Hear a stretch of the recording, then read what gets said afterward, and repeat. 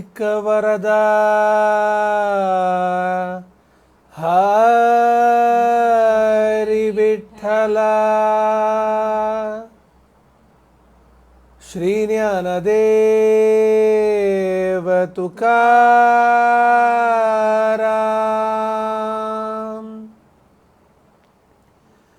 पंढरीनाथ महाराज की जय। संत ज्ञानेश्वर महाराज की जय। जगत गुरु संत तुकाराम महाराज की जय।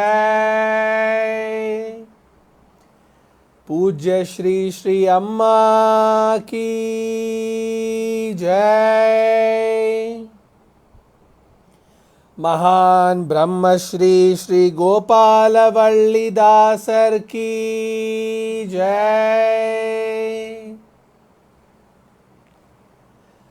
गोविंद नाम संकीर्तनम गोविंदा गोविंदा। जय जानकी कांत स्मरणम जय जय राम राम।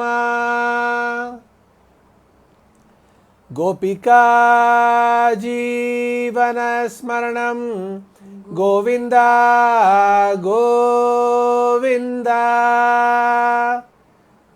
जय सद्गुरु महाराज की जय। समस्त भागवदल को जय। हे गुरु विष्णु भजे हे गुरु ब्रह्मं भजे हे गुरु कमल नयनं भजे हे गुरु कर कोमलं भजे हे गुरु पाद पंकजं भजे हे गुरु विद्या रूपं भजे हे गुरु ज्ञान वैराग्यं भजे हे गुरु मोक्ष साधनं भजे हे गुरु वेदारूपं भजे हे गुरु वेदात्म स्मरणं भजे हे गुरु सकल सौभाग्यं भजे। राधे कृष्ण।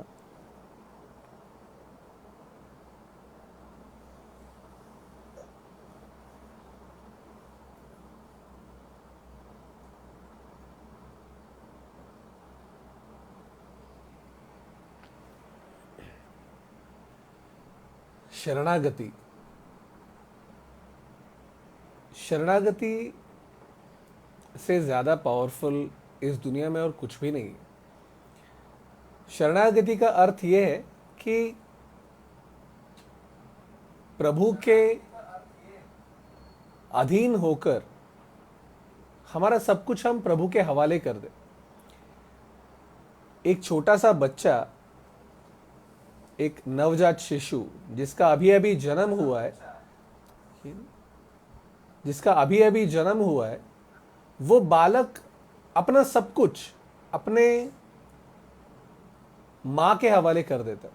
वो कभी ये नहीं सोचता है कि उसके लिए खुद उसे कुछ करना है। वो सब कुछ अपने माँ के हवाले कर देता है। अगर भूख लगे तो रोता है, नींद आए तो रोता है। जो कुछ भी है उसकी माँ समझ जाती है कि उसे क्या चाहिए।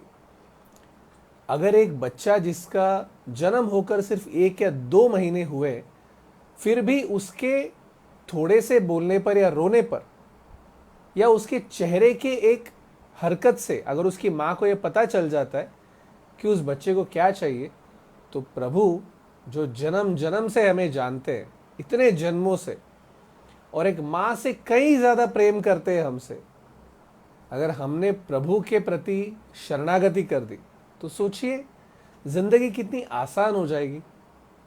प्रभु सब कुछ संभाल लेंगे, किसी भी चीज की कमी नहीं होने देंगे, मन को हमेशा संतुष्ट रखेंगे। कोई भी स्थिति हो जिंदगी में, अगर प्रभु के प्रति शरणागति कर दिया तो जिंदगी में हमारे पास दुख आसपास भी नहीं आ सकता। मन हमेशा प्रसन्न रहेगा, समाधान में रहेगा। प्रभु सब कुछ संभाल लेंगे 101%। मीरा माता ने बचपन से ही गिरिधर गोपाल के प्रति शरणागति कर दिया था। वृंदावन से मीरा माता द्वारका आ गई। द्वारका में आने के बाद मीरा माता का प्रभु के प्रति विरह दिन ब दिन बढ़ते चला गया। ऐसा दिन का एक भी क्षण नहीं था जब उनके आंखों से अश्रु बह नहीं रहे थे। उनके मन में सिर्फ एक ही इच्छा थी, एक ही ख्याल था कि किसी भी तरह से गिरिधर गोपाल के दर्शन हो जाए और गिरिधर गोपाल के साथ वो एक हो जाए। सारा दिन न कुछ खाती थी न कुछ पीती थी, बस सिर्फ अपने गिरिधर गोपाल के विरह में रोती रहती थी। उनके सखियों से यह देखा नहीं गया और वो बहुत दुखी रहती थी। द्वारकावासी ने जब ये देखा तो उन्होंने उनकी सखियों से पूछा कि आप द्वारका में रहकर आप इतने दुखी कैसे हो सकती है, क्योंकि द्वारका में रहकर कोई दुखी हो ही नहीं सकते, क्योंकि प्रभु सबको सिर्फ वहां पे सुख देते थे।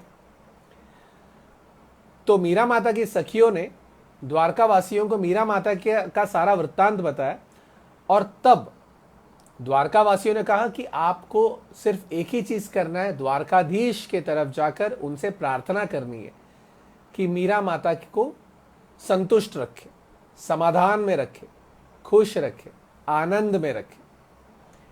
सखियों ने सच्चे मन से प्रार्थना की और वहां पर उसके अगले ही दिन एक जोगी आया।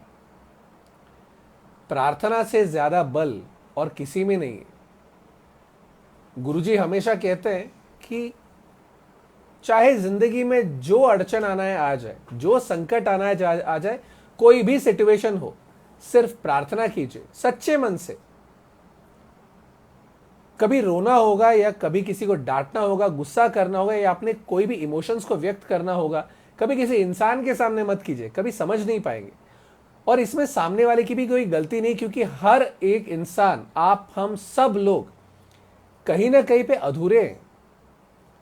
हमारे ही जिंदगी में इतने सारे सिचुएशंस है या इमोशंस है कि सामने वाले के इमोशंस को हम एक हद तक ही समझ पाते, और जहां तक हमें तकलीफ ना हो बस उतनी ही मदद हम सामने वाले के लिए कर सकते। लेकिन प्रभु ऐसे हैं जो हमारी पूर्णतः मदद कर सकते। कोई भी इमोशन हो, कोई भी स्थिति हो, प्रभु के पास जाकर प्रार्थना कीजिए। जैसे ही मीरा माता के सखियों ने प्रार्थना की, वहां पर एक जोगी आया। बड़ा ही तेजस्वी, उसके चेहरे को देखकर इतना मनोहर चेहरा था उसका, उसकी आंखें, उसके होठ, उसकी बातें। और कोई बूढ़ा जोगी नहीं था, जवान था, यौवन में था। वो जोगी आ गया मीरा माता के पास। मीरा माता के पास आने के बाद अपने सारे शरीर पे उसने भस्म लगाया था। जैसे एक जोगी रहते वैसे ही था वो। उसे देखकर पता नहीं क्यों मीरा माता को एक समाधान सा हो गया मन में, और आकर मीरा माता के पास बैठ गया और मीरा माता को वो प्रभु की कहानियां सुनाने लग गया, कृष्ण लीला सुनाने लग गया। वृंदावन में कृष्ण ने जो जो लीलाएं की थी, मथुरा में जाने के बाद जो लीलाएं की थी, द्वारका में जाने के बाद जो लीलाएं की थी, पांडवों के साथ जो लीलाएं की थी सारे कृष्ण के लीलाओं का वर्णन करने लग गया। और वो लीलाओं को सुनते सुनते मीरा माता का मन बड़ा प्रसन्न होने लग गया। रोज सवेरे से लेकर रात तक वो मीरा माता के पास ही बैठा होता था और मीरा माता को कृष्ण के लीलाएं सारे बताते रहता था। एक दिन बीत गया, 2 दिन बीत गए, 1 हफ्ता, 2 हफ्ते, 3 हफ्ते, 1 माह बीत गया। जब 1 माह बीत गया तो उस जोगी ने मीरा माता से कहा कि अब मैं चलता हूं। जैसे ही उसने कहा कि मैं चलता हूं तो मीरा माता ने कहा, नहीं, तुम्हें तो रुकना है, तुम जा नहीं सकते, मेरे साथ कुछ और दिन बिताओ। जोगी ने कहा ठीक है। वो और 1-2 हफ्ते रुक गया। उसके बाद उस जोगी ने कहा कि अब मैं जा रहा हूं। और एक दिन सवेरे उठकर वो जोगी चला गया। जैसे ही वो जोगी गया, मीरा माता उसके पीछे पीछे दौड़ती हुई चली गई और कहा कि जोगी मत जाओ, रुको यहां पे। ये कहकर मीरा माता ने उस जोगी का हाथ थामा और जैसे ही हाथ थामा वो जोगी पीछे मुड़ा और उस जोगी के जगह पर खड़ा था स्वयं द्वारकाधीश। सुंदर, अति सुंदर, मनोहर, चेहरे पे एक मुस्कान, आंखें लाल, सर पे मुकुट और उसके ऊपर मोर पंख, गले में कौस्तुभ मणि, वनमाला, उसके सारे अंग से ऐसी एक खुशबू। और उसे देखकर मीरा माता दंग रह गई और कहा, मेरे बीन, यानी मेरे दूल्हे। और उतने में द्वारकाधीश गायब हो गया। मीरा माता ढूंढती रही और अचानक से वो चला गया और मीरा माता का विरह फिर से बढ़ गया। मीरा माता ने यह सोचा कि अगर मेरे प्राण, मेरे प्रियतम, मेरे पति अगर जोगी बने हैं तो मैं भी जोगी बनूंगी। और मीरा माता जोगी बन गई। इस दुनिया में अगर हम सबको किसी चीज पर सबसे ज्यादा प्रेम है तो वो है अपने आप के शरीर पर। दुनिया इधर की उधर हो जाए, चाहे हम कितनी भी बड़ी घटना घट जाए हमारे जिंदगी में, शरीर का ध्यान हम अवश्य रखते हैं। चेहरा धोना नहीं भूलते, चेहरे पर मेकअप लगाना नहीं भूलते, अपने दिनचर्या को करना नहीं भूलते। अपने शरीर पर इतना ध्यान होता है हमारा, चाहे जो होना है हो जाए, शरीर को अच्छे से रखते हैं हम लोग। जैसे ही मीरा माता के मन में यह आया कि वो अब स्वयं एक जोगी बनेंगी, मीरा माता के केश जो उनके पांव तक आते थे, अपने सारे केश को उन्होंने काट दिया। एक स्त्री अपने सारे केश को निकालकर मुंडन कर लेती है, इससे बड़ा त्याग और क्या हो सकता है। कोई ख्याल नहीं आया उन्हें अपने शरीर का। अपने सारे अंग पर नाखूनों से उन्होंने अपने शरीर को फाड़ना शुरू किया। लहूलुहान हो गया उनका शरीर, चेहरे पर, हाथों पर, पांव को। और एक जोगी का वेश धारण कर लिया उन्होंने। उनके सहेलियों से देखा नहीं गया, पर मीरा माता किसी की नहीं सुन रही थी। बस दिन भर वो अपने प्राणनाथ के बारे में सोच सोच कर आंसू बहा रही थी। प्रेम के विरह में डूबती जा रही थी मीरा माता। सखियां परेशान हो गई, घबरा गई, अब क्या करे, बट किसी के पास कोई जवाब नहीं था। और वो जोगी यानी द्वारकाधीश फिर से आ भी नहीं रहा था, न वो दर्शन दे रहा था मीरा माता को। मीरा माता की एक पुकार पर वो आकर खड़ा हो जाता था। सारा दिन मीरा माता के साथ बिताता था, लेकिन उस समय द्वारकाधीश नहीं आया। मीरा माता एक दिन अपने कुटिया में सो रही थी और बाहर आकर नदी के किनारे पर रो रही थी। उस वक्त उन्होंने ये देखा कि जो पानी था वहां पर उन्हें एक दिव्य द्वारका दिखी। एक द्वारका थी जो बाहर थी और एक द्वारका जो मीरा माता को दिखी पानी के अंदर, समुंदर के अंदर से बाहर आई थी, चमक रही थी, सोने, चांदी, हीरे, मोती से सजी हुई। न इस जगत में ऐसा कभी किसी ने देखा था, न आगे कभी कोई देख पाएगा। ऐसी एक दिव्य द्वारका देखी मीरा माता ने। वहां से, उस द्वारका से एक स्त्री आई। धीरे धीरे से चलती हुई आकर उन्होंने मीरा माता का हाथ थामा और कहा कि मेरा नाम शोभा है, आइए मेरे साथ। मीरा माता कुछ कह ही नहीं पाई, स्तब्ध रह गई, दंग रह गई, समझ ही नहीं पाई क्या हो रहा है। शोभा ने मीरा माता का हाथ थामा और उन्हें उस दिव्य द्वारका की ओर ले गई। चल तो रही थी पानी पर, बट पांव पानी के अंदर नहीं गए, पानी के ऊपर चलते गए।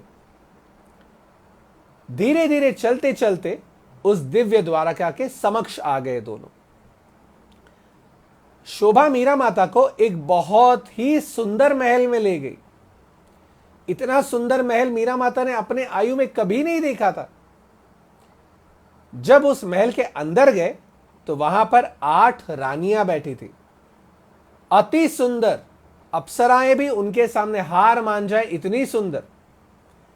वहां पर एक रानी जो थी, उनके चेहरे को देखकर मीरा माता के मन में इतना एक समाधान आया, इतना एक सुख की अनुभूति हुई मीरा माता को।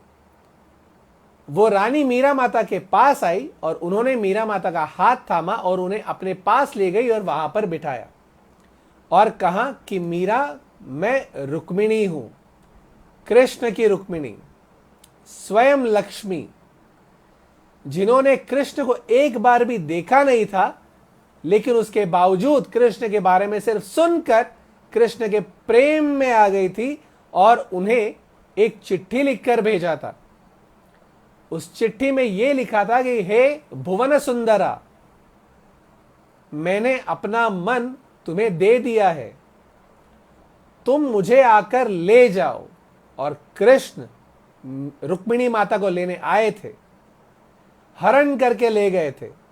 वो रुक्मिणी माता जिसे कृष्ण ने मजाक मजाक में ये कह दिया था कि मैं तो एक क्षत्रिय हूं, तुम्हें ले तो आ गया मैं, लेकिन मैं एक ग्वाला भी हूं, इस ग्वाले के साथ में तुम्हें क्या संतुष्टि मिलेगी, तुम अगर जाना चाहो अभी भी तो जा सकती हो। जैसे ही कृष्ण ने यह कहा तो रुक्मिणी माता वहां पर मूर्छित होकर गिर गई थी। सहा नहीं गया उनसे कि कृष्ण से दूर मैं कैसे रह सकती हूं। वो रुक्मिणी माता जिनके प्रेम के समक्ष इस सारे जगत का कृष्ण प्रेम अधूरा है, वो रुक्मिणी माता जिनके मन में कृष्ण के भक्तों के प्रति सिर्फ स्नेह और प्रेम है, उन्होंने मीरा माता का हाथ थामा और मीरा माता से कहा कि कृष्ण तुमसे बहुत प्रेम करते हैं, लेकिन कृष्ण का एक रूल है कि इस दुनिया में जितनी आत्माएं आई हैं उन सबको इस दुनिया में जितने दिन लिखा गया उतने दिन रहना ही पड़ता है। उसको कृष्ण भी रोक नहीं सकता, ये उसी ने बनाया हुआ रूल है। फिर चाहे उस बीच में जो होना है हो जाए। वहां पर कृष्ण अपने रूल के वजह से तुम्हें अपने पास ले जाने के लिए रुका हुआ है, इसीलिए अभी तक वो आया नहीं तुम्हें लेने के लिए, लेकिन तुम भी वहां पर तुम्हारा हट नहीं छोड़ रही। कृष्ण के विरह में तुमने अपने आप को इस कदर चोट पहुंचाना शुरू किया है कि वो देखकर कृष्ण वहां पर दुखी हो रहा है और इसीलिए मुझे आज तुम्हें दर्शन देने पड़े, इसीलिए मैंने आज तुम्हें अपने पास बुलाया है, क्योंकि कृष्ण का दुख मुझसे देखा नहीं जा रहा और तुम्हारा हट कृष्ण को और दुख पहुंचा रहा है। इसीलिए मीरा, बस कुछ दिनों की बात है, सिर्फ कुछ दिन, उसके बाद सदा सदा के लिए तुम कृष्ण के साथ एक हो जाओगी और हम लोग 16,108 पत्नियां नहीं 16,109 पत्नियां हो जाएंगी। मीरा माता सुनकर दंग रह जाती है और वो रुक्मिणी माता से पूछती है कि सत्य में कृष्ण मुझे जानते हैं? रुक्मिणी माता कहती है कि मीरा, कृष्ण तुम्हें जानते नहीं है, कृष्ण तुम्हें अच्छी तरह जानते हैं और तुमसे बहुत प्रेम करते हैं और शीघ्र ही तुम कृष्ण की पत्नी के स्वरूप में आओगी। यह कहकर रुक्मिणी माता बाकी के 7 कृष्ण के 8 पट्ट महर्षियां हैं, 8 पट्ट रानियां हैं, बाकी के 7 रानियों को बुलाती है और कहती है मीरा का अलंकार करो। वो सब मिलकर मीरा माता का अलंकार करते, उन्हें नहलाते। जैसे ही वो मीरा माता को छूते हैं, उन्हें नहलाते और उनका अलंकार करने लगते हैं, मीरा माता को एक दिव्य स्वरूप मिल जाता है। वो दिव्य स्वरूप एक 15 साल की मीरा हो जाती है। उनके केश फिर से लंबे हो जाते हैं, सारा शरीर सोने के समान तपने लगता है, चमकने लगता है। उनके सारे शरीर पर दिव्य ज्वेलरी, दिव्य जेवर आ जाते हैं। सर से लेकर पांव तक कृष्ण की अर्धांगिनी होने वाली होती है मीरा, कृष्ण की। और उसके बाद रुक्मिणी माता कहती है कि मीरा, तुम्हें ये सब स्वप्न ना लगे, ये सब बातें सच मानने से तुम्हारे मन को अगर कोई शंका हो और ये ना हो, इसीलिए तुम्हें मैं कुछ और दिखाती हूं। ये कहकर वो वहां से एक दासी को बुलाती है। उस दासी का नाम होता है कांचना, और कहती है, कांचना यहां आओ और मीरा को अपने महल दिखाओ। कांचना जब पास आती है तो रुक्मिणी माता कहती है कि मीरा, ये दासी कहीं देखी हुई लग रही है क्या तुम इन्हें जानती हो? मीरा माता कहती है, हाँ देखा हुआ तो है, लेकिन मैं समझ नहीं पा रही हूं कहां देखा है। तब रुक्मिणी माता कहती है कि मीरा, ये और कोई नहीं है, ये तुम्हारी ही दाई मां है मिथुला। जिस मिथुला ने मीरा माता के गोद में अपने प्राण छोड़े थे, गिरिधर गोपाल के कीर्तन को सुनते हुए, वही मिथुला आज एक दासी बन गई थी गोलोक वृंदावन में, द्वारका में। और वो, उसका नाम था कांचना।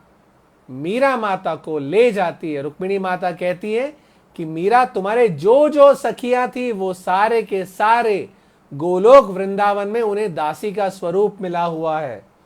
वो सारे के सारे कृष्ण अनुभव में है। प्रभु की भक्ति अगर ना करे कोई बात नहीं, प्रभु के भक्तों की भक्ति करे तब भी गोलोक वृंदावन निश्चित है, उसमें कोई संदेह ही नहीं है। कांचना मीरा माता को एक सुंदर से महल के समक्ष ले जाती है और मीरा माता देखकर अचंभित हो जाती है, आश्चर्यचकित हो जाती है। उस महल पर लिखा होता है मीरा महल। वो होता है मीरा महल क्योंकि कृष्ण की एक पट्ट रानी को, कृष्ण की हरेक भार्या को अपना अपना एक महल है। नारद मुनि एक बार द्वारिका जब आते हैं द्वापर युग के समय पर, वो देखना चाहते हैं कि 16,108 पत्नियों के साथ में कृष्ण कैसे रह रहे हैं। तब वो देखते हैं कि 16,108 पत्नियों में हर एक का अलग अलग महल होता है और हर एक महल में उस रानी के साथ एक एक कृष्ण होता है, और वो दिन के अलग अलग कर्मों में दंग रहते हैं और अपने हर एक रानियों के साथ में एक एक कृष्ण टाइम स्पेंड कर रहे होते। किसी के साथ में यज्ञ में बैठे होते, किसी के साथ में लूडो खेल रहे होते, किसी के साथ में भोजन कर रहे होते, किसी के साथ में यूं ही झूले पे बैठे होते। ऐसे हर एक रानी के साथ एक एक कृष्ण होता है। मीरा माता का अलग एक महल होता है, मीरा महल। ये सब कुछ देखकर मीरा माता फिर से लौट आती है रुक्मिणी माता के पास और रुक्मिणी माता के चरण स्पर्श करने जाती है। तब रुक्मिणी का माता कहती है, नहीं, चरण स्पर्श मत करो, तुम तो हमारी बहन हो, तुम भी हम में से एक हो, इसीलिए चरण स्पर्श मत करो। और मीरा माता को रुक्मिणी माता एक आलिंगन देती है। मीरा माता से कहती है, बस मीरा, कुछ दिनों की बात है और फिर तुम भी यहां लौट जाओगी। मीरा माता फिर से लौट आती है और आकर अपने कुटिया में रहने लगती है। और जब लौट कर आती है तब भी मीरा माता वही 15 साल की दिव्य शरीर जिनको प्राप्त हुआ है सारे जेवरों के साथ, वैसे ही होती है। सारा दिन वो द्वारिकाधीश कृष्ण के नाम का जाप करती रहती है।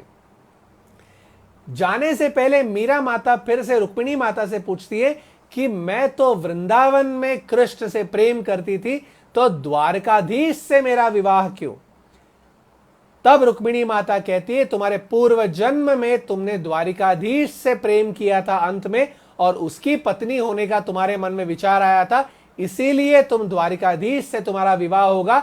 लेकिन चिंता मत करो, द्वारिकाधीश से विवाह होने के बाद जिस वक्त तुम्हारा मन भर जाएगा उस समय तुम फिर से गोलोक वृंदावन में चली जाओगी और कृष्ण लीलाओं के भागीदार हो जाओगी। मीरा माता अपने कुटिया में दिन भर कृष्ण के नाम का जाप करती रहती है और एक दिन उन्हें यह पता चलता है, कृष्ण उनसे कहता है कि आज से 3 दिन बाद तुम मेरे पास सदा सदा के लिए आ जाओगी। यह सुनकर मीरा माता बहुत प्रसन्न हो जाती है और बहुत तीव्रता से 3 दिन समाप्त होने का इंतजार करना शुरू करती है। उसी समय वहां पर अचानक राजस्थान से कुछ लोग आते हैं। राजस्थान में मीरा माता के महल में जो राजगुरु होते हैं वो आते हैं। मीरा माता का एक भाई होता है जयमल, उनके 2 पुत्र आते हैं और उनके साथ आते हैं उदय सिंह। उदय सिंह यानी कौन? पन्ना ने जिसको बचाया था वो उदय सिंह। उनका पुत्र आता है, उनका पुत्र महाराणा प्रताप। महाराणा प्रताप उस समय 8 साल के होते हैं। ये चारों मीरा माता से मिलने आते हैं। जैसे ही मीरा माता को यह पता चलता है, आश्चर्यचकित हो जाते हैं कि अचानक ये लोग कहां से आ गए। ये लोग मीरा माता के पास आते हैं और वो राजगुरु कहते हैं कि माता, आज राजस्थान में आपको हमारे साथ आना होगा, कृपा करके चलिए, हम आपसे विनती करते हैं। मीरा माता कहती है, राजस्थान में क्यों आऊं मैं? तब वो कहते हैं कि जब से आप गई हैं तब से राजस्थान में अकाल पड़ा है, बारिश की एक बूंद नहीं गिरी है, लोगों में हाहाकार मचा है, हर जगह पर चोरी हो रही है, कोई वहां पर संतुष्ट नहीं है, सबके मन में इतना एक अति दुख है और वहां पर हर एक के जिंदगी जीने की सारी इच्छाएं मर चुकी है। कई वर्षों से ये चलते आ रहा है और एक दिन एक बहुत ही ज्ञानी गुरु वहां पर आए थे और उनसे जब पूछा गया कि ये क्यों हो रहा है, तब उन्होंने कहा कि यहां पर जो एक भक्त स्त्री रहती थी उनका बहुत अपमान हुआ है, उनके आंखों से गिरा हुआ अश्रु इस पृथ्वी पर गिरा है, राजस्थान में गिरा है, इसीलिए यहां पर अकाल है। एक तो मीरा माता श्रेष्ठ कृष्ण भक्त, ऊपर से एक स्त्री के आंखों से अश्रु अगर गिरे, जिसके भी कारण वो गिरा होगा, उसे कभी मुक्ति नहीं है। एक भक्त के आंखों से अगर अश्रु गिरे, जिस कारण से वो गिरे होंगे, उन्हें कभी मुक्ति नहीं है। गलती से भी किसी भक्त का अपमान मत कीजिए, किसी स्त्री का अपमान मत कीजिए, उससे चाहे जो कर लेंगे आप, उससे छुटकारा नहीं है। मीरा माता श्रेष्ठ कृष्ण भक्त थी, एक स्त्री थी। उनके आंखों से जब अश्रु गिरे, तब से लेकर उस दिन तक इतने वर्षों से राजस्थान में अकाल पड़ा था। मीरा माता कहती है कि मेरे मन से मैं प्रार्थना करती हूं, मेरे मन में किसी के लिए भी हल्का सा भी कोई कुविचार नहीं है, कोई दुख नहीं है, कोई गुस्सा नहीं है। मैं यहां से मन से प्रार्थना करूंगी, मन से आशीर्वाद देती हूं कि राजस्थान में सब कुछ मंगलमय होगा, बारिश आएगी, सारे शुभ शकुन आएंगे और लोग वहां पर संतुष्टि और समाधान से जिएंगे, बट मैं यहां से आऊंगी नहीं। राजगुरु कहते कि ऐसा मत कीजिए माता, आप कृपा कर कर आ जाइए। और वहां पर जयमल के पुत्र उनके पांव पड़ते, महाराणा प्रताप पांव पड़ते उनके। महाराणा प्रताप ने मीरा माता से आशीर्वाद लिया, इसीलिए आज भी हम उनके नाम का गुणगान करते हैं। भक्ति करने का यह मतलब नहीं है कि सन्यास लेकर चले जाए। भक्ति करने का यह मतलब है कि अपने कर्मों को करते हुए सारे के सारे कर्म प्रभु के लिए करे, उनके फलों को भी प्रभु को अर्पण कर दे और जिंदगी सुख में जिए। भक्ति करने के बाद अपने कर्मों को आप सिर्फ जीत सकते हैं, भक्ति करने से कोई हार नहीं सकता। भक्ति करने पर आप अपने जिंदगी के हर चीज को जीतते हुए चले जाएंगे, कभी हारेंगे नहीं। मीरा माता कहती है कि मैं नहीं आ सकती। सब लोग खूब विनती करते हैं, लेकिन मीरा माता एक नहीं सुनती। तब राजगुरु कहते हैं जब तक आप मानेंगी नहीं तब तक हम यहां पर अन्न और जल ग्रहण नहीं करेंगे, उपवास करेंगे। एक दिन बीत जाता है, दूसरा दिन बीत जाता है। मीरा माता के सखिया आकर कहती है कि बच्चे भूखे हैं मीरा, उपवास कर रहे हैं, बच्चों ने भी कोई अन्न नहीं लिया है, जल नहीं लिया है, और राजगुरु बहुत ही उनकी उम्र हो चुकी है, वृद्ध है। अगर अन्न न ग्रहण करने से उनके शरीर क्षीण हो गई और उन्हें कुछ हो गया तो बहुत चिंता वाली बात हो जाएगी, बहुत चिंताजनक बात हो जाएगी। मीरा ये सुनकर मीरा माता आती है और उनसे कहती है कि ठीक है, मैं अपने द्वारिकाधीश से, अपने पति से, अपने स्वामी से अनुमति लेती हूं, उनसे विचार विमर्श करती हूं और फिर आपको बताऊंगी। सारे लोग प्रसन्न हो जाते हैं, उन्हें आशा की एक किरण दिखने लगती है। मीरा माता उठकर द्वारिकाधीश के तरफ बढ़ने लगती है मंदिर में। जब मंदिर पहुंचती है तो वहां पर जो पुजारी होते हैं वो मीरा माता से कहते हैं गर्भगृह के बाहर से ही दर्शन कीजिएगा, अंदर मत जाइए। मीरा माता 15 साल की मीरा माता, दिव्य मीरा माता, भक्त मीरा माता, जिन्होंने बचपन में ही कृष्ण के लिए अंगूठी में से हीरा निकालकर खा लिया था, अपने प्राण त्याग देने वाली थी मीरा माता। वो मीरा माता जिन्हें कितने सारे दुख दिए विक्रम सिंह ने, उसके बावजूद एक क्षण के लिए भी उनके मुख से यह नहीं निकला कि हे कृष्ण, तुम्हारे लिए मैंने अपने प्राण अर्पण करने को तैयार हूं, तुमसे मैं इतना प्रेम करती हूं, तुम मुझे दुख क्यों देते हो। एक बार नहीं आया।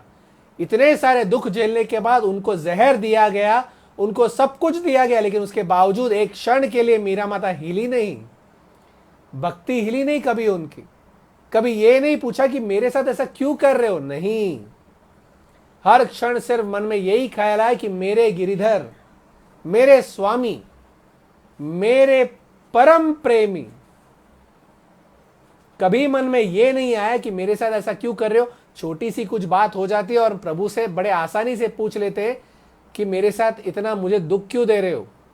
न जाप करते हम, न भक्ति करते, बस प्रभु को अगर हमें कुछ बोलना हो तो वो बेझिझक बोल देते कि तुम ही सबके कारण हो, तुम्हारे वजह से जिंदगी में दुख है। एक माँ अपने पुत्र को, एक माँ अपने बच्चे को कैसे दुख दे सकती है।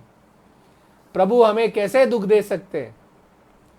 मीरा माता द्वारकाधीश की ओर बढ़ती चली गई।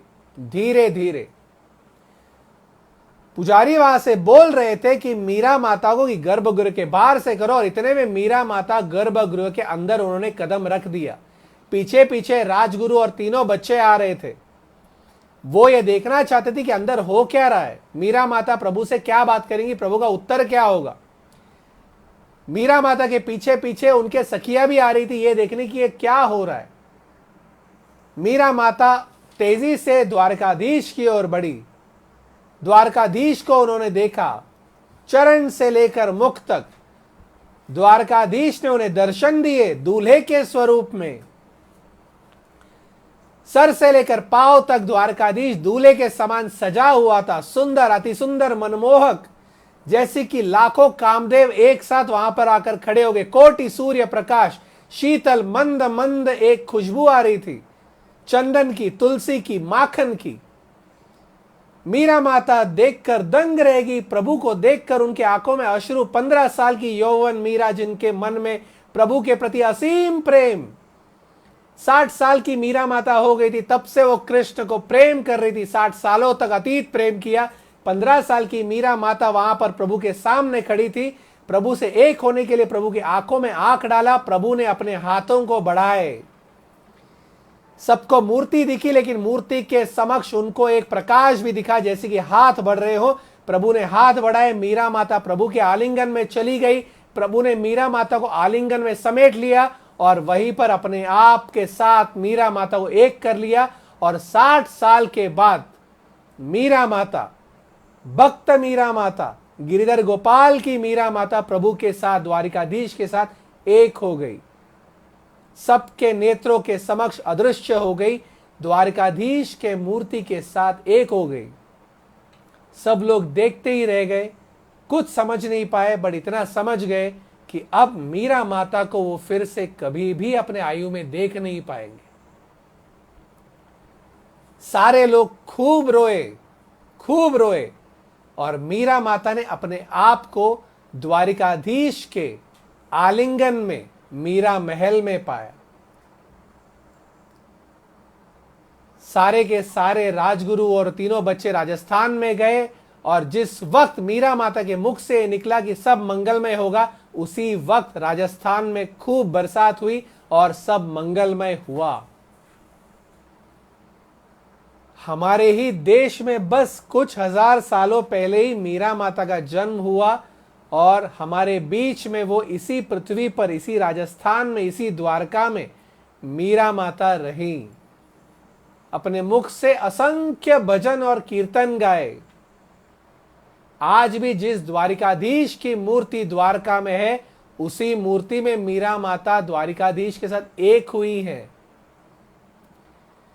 जिस बांके बिहारी को आज वृंदावन में हम देखते हैं, उसी बांके बिहारी को देख देख कर मीरा माता ने असंख्य कीर्तन किए हैं।